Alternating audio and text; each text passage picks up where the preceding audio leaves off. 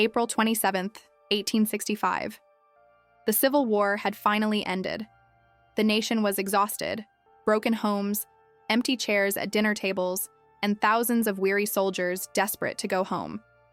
On the banks of the Mississippi River, one ship promised that long-awaited journey, the Sultana. A sidewheel steamboat built to carry just 376 passengers, but that night, more than 2,400 people boarded her decks. The air was thick with joy and relief. Soldiers sang, laughed, and clutched letters from home. After years of war and prison camps, they were finally free. But what none of them knew was that the greatest tragedy of their lives, and one of the deadliest maritime disasters in American history, was about to begin. The Sultana's boilers were leaking badly. Just a day earlier, engineers had warned the captain to repair them properly. But repairs meant delays.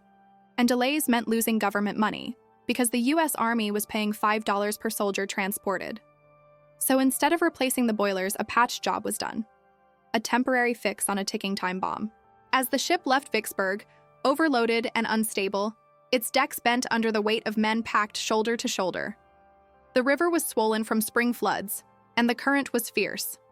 Still, the captain pressed on, north toward Memphis. Around 2 a.m., when the Sultana reached a stretch of river known for its deadly bends, disaster struck. A massive explosion ripped through the center of the ship. The night sky lit up like fire. Boilers burst open, spewing scalding steam and flames. Hundreds were killed instantly. Others were thrown into the dark, icy waters of the Mississippi. Those who survived the blast faced an even crueler fate.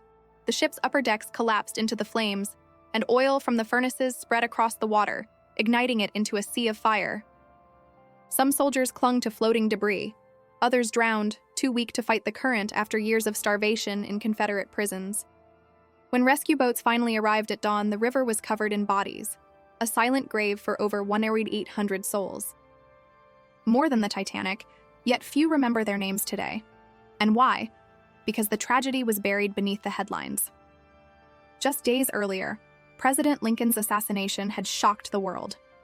Newspapers were consumed with the hunt for his killer, and the Sultana disaster quietly faded into history. But for those who lived through it, men who had survived the bloodiest war only to die in a preventable explosion, the memory never faded. The Sultana wasn't just a shipwreck. It was a symbol of greed, neglect, and forgotten sacrifice. A tragedy that asked one haunting question: how many lives must be lost before truth outweighs profit?